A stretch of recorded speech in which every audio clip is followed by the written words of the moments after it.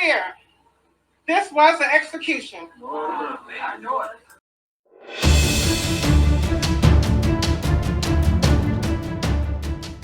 Hey, what's going on, y'all? Eric Mulder here with Code Red Conversations. Thanks for joining me. Before we jump into the video, if you appreciate content that helps you better understand the police use of force, make sure you hit the like and subscribe button and that notification bell so you never miss out on any of my future content.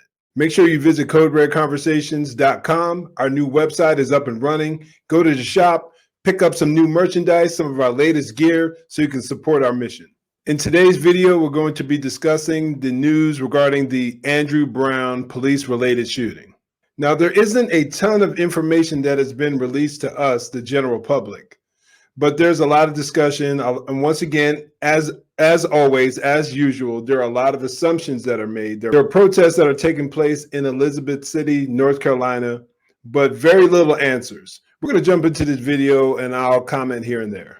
Here at home tonight, and a state of emergency now in effect in Elizabeth City, North Carolina, after the deadly police shooting of Andrew Brown Jr. Tonight, his family and lawyers say they were allowed to see just 20 seconds of police body camera footage today. Lawyers now say his hands were on the wheel and that he was shot in the back of the head. Now, of course, the lawyers have their personal agenda, and we honestly don't know yet. Of course, Benjamin Crump has his hands in it. Any high-profile situation where he can get paid, he's going to slide up in there and try to get more publicity.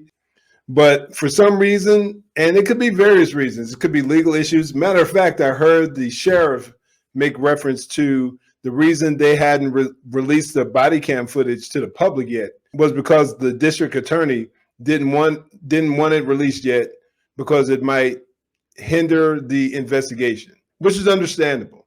But we're in a time right now where the ethnic tensions are so volatile, the tension between law enforcement and the public is so volatile that I believe this type of information should be released to the public as quickly as possible. Not that it'll necessarily quell any violence or any protests, because we saw in the recent Ma'Khia Bryant shooting that people were still up in arms, even though she presented a deadly threat. There are certain people out there that still found reason to blame the officers. Authorities late today saying this whole incident was over in just 30 seconds. ABC's Victor Kendo now from North Carolina. Tonight, calls for transparency growing louder in the officer-involved killing of Andrew Brown Jr. We only saw a snippet of the video. The family and their legal counsel say they saw just 20 seconds of one body camera video, although multiple sheriff's deputies were involved. Let's be clear. This was an execution. I know it. Now, who knows? She could be completely spot on, but I find it irresponsible when people make these claims because on one hand, they're saying they only saw 20 seconds of this entire encounter and that they need to see more information. But yet at the same time, they're saying it was an execution.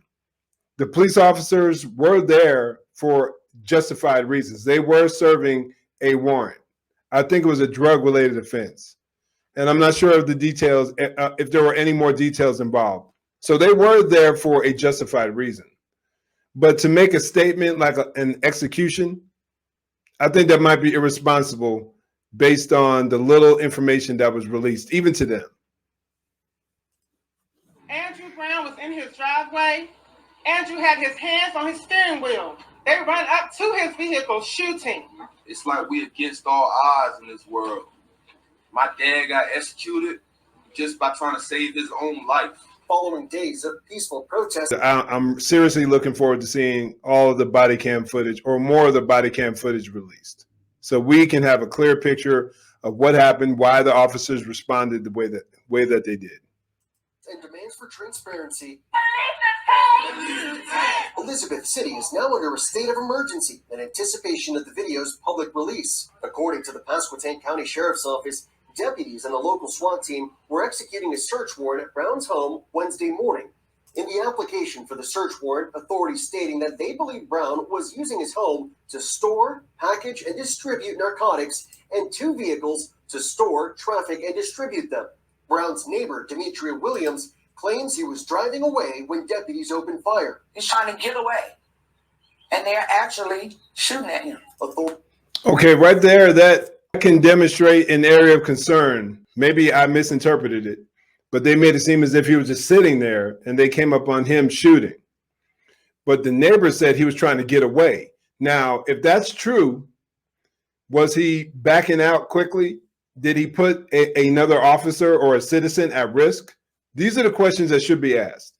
But unfortunately, we're in a time where people just primarily react emotionally. They're not willing, many of us are not willing to ask these critical, necessary questions. We get upset, we get pissed off, and we feel a certain way, regardless of if it's based in fact or not, and we just respond. And that is so, as I mentioned earlier, that is extremely dangerous. Authorities have yet to say what led to the shooting. The family's attorney saying the sheriff's office told him Brown was unarmed and that no drugs were found in his car or in the house at the time. Now, being unarmed can be one thing, but if you're in control of a vehicle, that can be used as a weapon based on the suspect driving towards them and attempting to ram them. But once again, we'll have to wait and find out. The sheriff has urged patience during the investigation. Any of my deputies broke any laws or violated any policies that come out through this investigation, they will be held accountable. 7 deputies have been placed on administrative leave. It's not clear if that number included the deputy who the sheriff has said killed Brown, a father of 7. This is the youngest daughter of Andrew Brown. And it is my prayer that we can say to her that we as a community stood up united to demand justice against injustice. Now, this dude right here, I've spoken about him before. He had a book, or has a book, called Open Season, and it's just incendiary. It just riles people up, gets people angry at the police, angry at the white folks, hyping racism, the institutional racism, all those lame claims in my mind. They hype these issues up to keep people angry, and it causes division. And for dudes like him, Al Sharpton, Jesse Jackson, they get paid. It's all a hustle, all a hustle. And too many of us just keep getting played time and time again. And because we've been set up to believe the mantra, we've heard it since our youth as small children, that the system is designed against us, and it is, and that we can never achieve what the white man can get because of the system. Really sad. What is it that the family wants most right now? Transparency. And Victor Kendo with us tonight from Elizabeth City. And Victor, I know there's late word tonight also on the release of the body camera videos. David, under North Carolina law, body camera video can only be released with a judge's approval. We just heard from the sheriff's office moments ago. They said that the county attorney has filed a motion in court to get the video released, but there's no word on when a judge might make a decision. There's no doubt tonight that the pressure is mounting on this small county. David? If you ever come in contact with the police, for whatever reason, once you decide to flee, if this is indeed what took place, what went down, once you decide to flee, try to get away for any occasion, you open the doorway for bad things to happen. It's just how it is. Time and time again, year after year, we see, in particularly black men, because that's the primary focus, black men shot by the police, unarmed black men shot by the police, happens at an epidemic rate, or at least that's the claim, which I have debunked on multiple occasions, and I'll post a few videos above that demonstrate that. But once you get the ball rolling, once you get that snowball rolling downhill, you create an avalanche of consequences. And one of those consequences could be the loss of life. If you don't want to be harmed by the police, stop committing crimes. That's the first step. And the second step is stop running. and then you change the whole game. Odds are in over 99% of the contacts you have with the police, if you do not pose a threat of violence or harm or attempt to flee, you will live.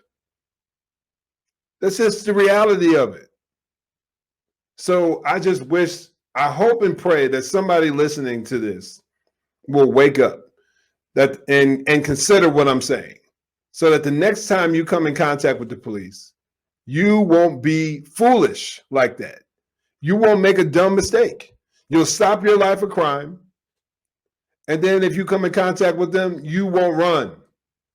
Go to court, handle it, handle your business. And if you are innocent, gather that officer's information, the time of the stop, the location, and then you file a complaint. There are ways to go about it, y'all. You don't have to end up dead. Your family doesn't have to be mourning over you because you decided to run. Anyway, what do y'all think about this? What do you think about the current reaction? Have you heard anything new? There was a press conference that was being held, that was being conducted by the family, by their attorneys, talking about the information from the autopsy. So what are your thoughts on all that? What did you hear? Comment down below. I'd appreciate it. In the meantime, stay safe. God bless. And make sure you join the conversation.